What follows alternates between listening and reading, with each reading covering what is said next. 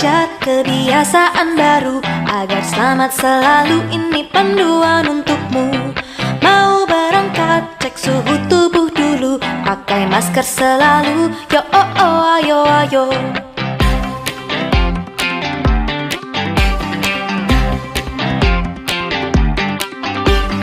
Yo oh oh oh ayo ayo. Yo oh oh oh ayo. Yo oh oh oh ayo ayo. Yo oh oh oh ayo. Saat di jalan jaga jarak tubuhmu, jangan gandengan dulu, yo oh oh ayo ayo. Sampai sekolah cuci tangan dulu, pakai sabun selalu, yo oh oh ayo ayo. Yo yo yo ayo ayo. Yo yo yo ayo. Yo yo yo ayo ayo. Yo yo yo ayo.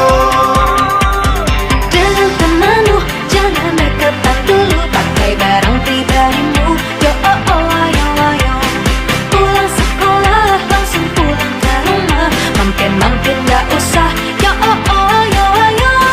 Sampai di rumah bersih-bersih segera, supaya kita bisa jumpa lagi di sekolah.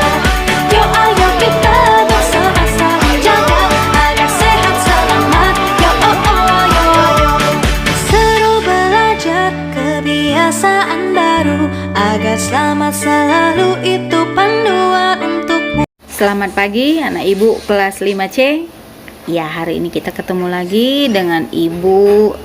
Kita akan membahas tentang pelajaran kemarin. Ya, kemarin itu kita ada belajar tentang organ gerak hewan dan tumbuhan. Ibu rasa semua sudah pada tahu apa itu tentang organ gerak, ya. Nah, kemudian kita ketemu dengan pelajaran bahasa Indonesia, yaitu tentang ide pokok dan kalimat pengembang, ya. Dari tugas yang ibu berikan, ada beberapa yang masih belum paham. Jadi untuk hari ini akan ibu jelaskan lagi apa itu tentang ide pokok, ya. Nah, dari video semalam kemarin, pengertian ide pokok itu apa? Pengertian ide pokok itu adalah gagasan yang menjadi dasar atau pokok pengembangan sebuah paragraf. Nah, ide pokok itu dapat ditemukan pada kalimat awal, pertengahan, dan akhir, ya, dalam setiap paragraf. Nah, dari tugas yang di buku itu yang halaman 3, ya, di situ teksnya tentang organ gerak manusia dan hewan. Ada berapa paragraf di situ? Coba kalian lihat. 1, 2, 3, 4, 5. Ada yang masih belum tahu itu paragraf apa? Nah, ibu ulangi ya. Nah, paragraf itu adalah kumpulan kalimat yang biasanya mempunyai satu ide pokok. Paragraf itu disebut juga dengan alinea.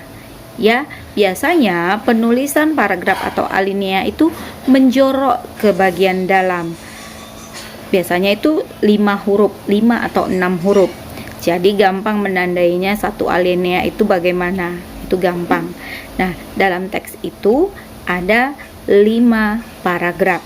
Nah, sekarang coba ibu mau membahas tentang tugas yang kemarin. Ya, kalian lihat. Nah, coba lihat di alinea yang pertama. Alinea yang pertama itu adalah salah satu ciri dari makhluk hidup adalah bergerak. Secara umum, gerak dapat diartikan berpindah tempat atau perubahan posisi sebagian atau seluruh bagian dari tubuh. Makhluk hidup akan bergerak apabila ada rangsangan yang mengenai sebagian atau seluruh bagian tubuhnya. Nah, untuk mencari ide pokok, kalian harus membacanya dengan cermat. Ya, membacanya satu persatu. Ya, itu dia cara mencari ide pokok. Nah, paragraf 1 kita bahas ya. Paragraf 1, ide pokoknya itu ada di kalimat awal. Ada di kalimat awal, yaitu salah satu ciri dari makhluk hidup adalah bergerak. Nah, itu dia ide pokok. Kalimat pengembangnya apa? Kalimat pengembang adalah pengembangan dari ide pokok tersebut. Nah, untuk yang alinea yang pertama, pengembangannya apa? Secara umum, gerak dapat diartikan berpindah tempat atau perubahan posisi sebagian atau seluruh bagian dari tubuh makhluk hidup. Nah, itu dia kalimat pengembang. Bagaimana dengan paragraf kedua? Paragraf kedua, coba kalian sambil lihat latihan yang sudah kalian kerjakan. Apakah sudah benar? Kalau belum, Ibu kan sudah menilai, tapi itu bisa buat kalian memperbaikinya kalau ada yang salah ya nak. Nah, coba paragraf kedua kalian lihat. Perlu Ibu baca lagi ya. Nah, kalimat ide pokoknya itu ada di mana? Ada di awal, yaitu gerak pada manusia dan hewan menggunakan organ gerak yang tersusun dalam sistem gerak. Nah, kalimat pengembangnya apa? Dari ide pokok ini dikembangkan lagi atau dijelaskan lagi. Apa itu? Yaitu kedua alat gerak itu organ gerak yang berguna untuk berjalan, berlari, melompat, meloncat, memegang, menggali, memanjat, berenang, dan sebagainya. Itulah dia kalimat pengembang untuk paragraf kedua. Nah, selanjutnya untuk paragraf ketiga, ide pokoknya di mana? Ide pokoknya ada di tengah. Ya, ada di tengah. Organ gerak manusia dan hewan memiliki kesamaan, yaitu tulang dan otot. Memiliki kesamaan yaitu tulang dan otot. Untuk paragraf keempat, ide pokoknya itu terdapat di depan atau di awal kalimat, yaitu tulang disebut alat gerak pasif. Ya, tulang disebut alat gerak pasif. Nah, kalimat pengembangnya yang mana? Kalimat pengembangnya walaupun merupakan alat gerak pasif, akan tetapi tulang mempunyai peranan yang besar dalam sistem gerak manusia dan hewan. Jadi kalimat pengembang itu dia harus sejalan atau merupakan penjelasan dari ide pokok. Nah, kalau ide pokoknya tentang alat gerak pasif, berarti pengembangannya adalah apa itu alat gerak pasifnya, ya kan? Nah, selanjutnya untuk di paragraf kelima itu ada di awal, yaitu otot disebut alat gerak aktif. Ya, otot disebut alat gerak aktif. Nah, kalimat pengembangnya mana? Kalimat pengembangnya pada saat otot yang menempel pada tulang bergerak, otot tersebut akan membuat tulang bergerak. Ya, jadi pelan-pelan dulu kita pelajari tentang ide pokok ini.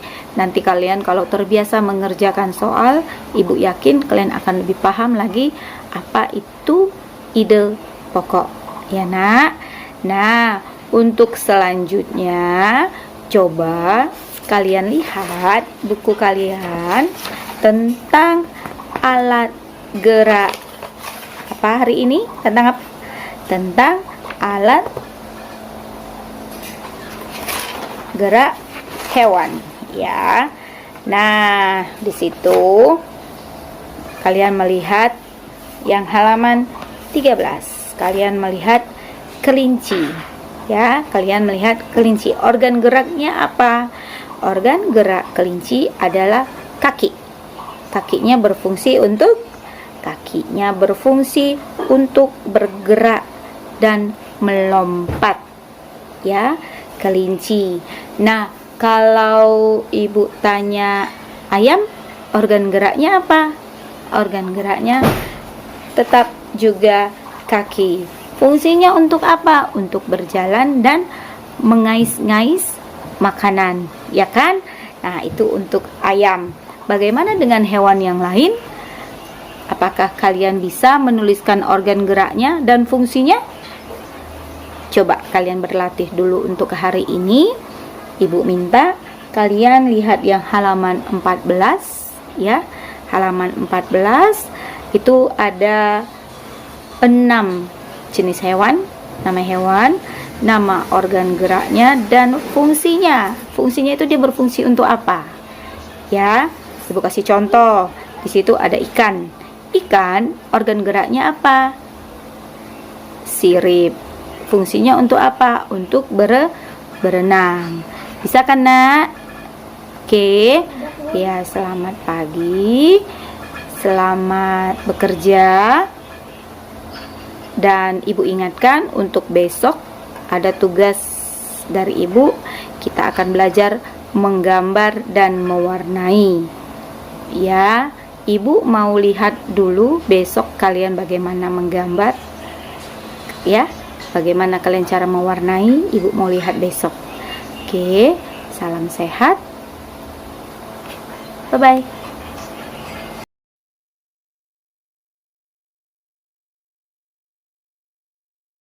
Tujuan pembelajaran kali ini adalah dengan mengamati gambar, siswa dapat merangkai sebuah cerita dengan percaya diri. Dengan membaca teks, siswa dapat mengetahui bermacam-macam otot pada manusia. Dan dengan berkreasi, siswa dapat membuat desain cover buku. Dan dengan membaca teks, siswa dapat menentukan ide pokok dari masing-masing paragraf dengan tanggung jawab. Sebelum kita masuk ke pembelajaran 5, ada yang mau Ibu terangkan lagi supaya kalian mengetahui tentang pembelajaran yang sebelumnya. Nah, yaitu tentang iklim. Ya, apa itu iklim? Apa itu cuaca? Ya. Nah, di buku kalian yang halaman 94 ada tentang letak astronomis Indonesia yang mempengaruhi iklim di Indonesia. Karena letak astronomis kita berada di wilayah tropis, maka iklim di Indonesia beriklim tropis. Artinya, iklim tropis itu adalah iklim yang memiliki 2 musim.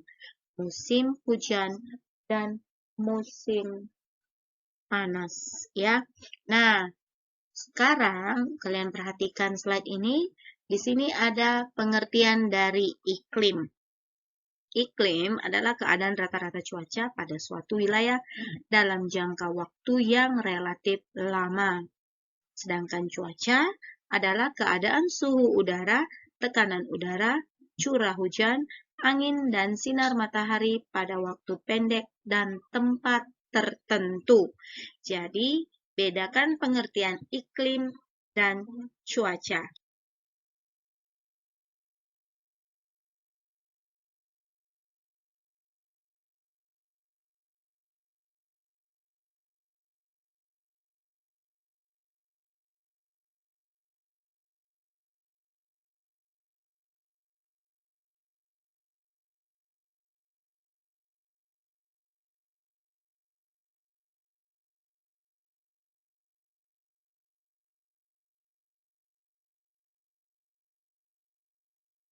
Ciri iklim tropis adalah suhu udara yang tinggi sepanjang tahun dengan rata-rata tidak kurang dari 18 derajat Celcius, yaitu sekitar 27 derajat Celcius. Di daerah tropis tidak ada perbedaan yang jauh antara suhu pada musim hujan dengan suhu pada musim kemarau. Ciri iklim tropis lainnya adalah lamanya siang dan malam hampir sama, yaitu 12 jam.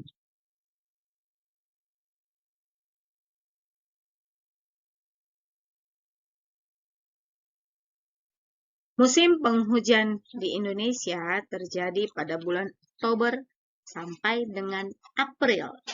Musim kemarau di Indonesia terjadi pada bulan April sampai dengan Oktober. Nah, Di Indonesia juga terdapat angin muson.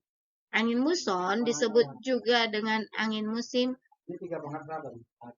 yang artinya angin periodik yang terjadi di Samudra Hindia dan di sebelah selatan Asia.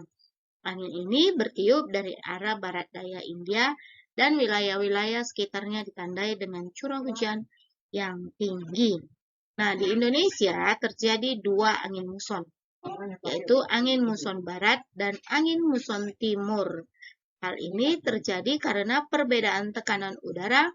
Angin akan bertiup dari daerah bertekanan udara maksimum ke daerah bertekanan udara minimum. Jadi, karena pengaruh bentang alam, kondisi fisik wilayah dan keadaan iklim juga mengakibatkan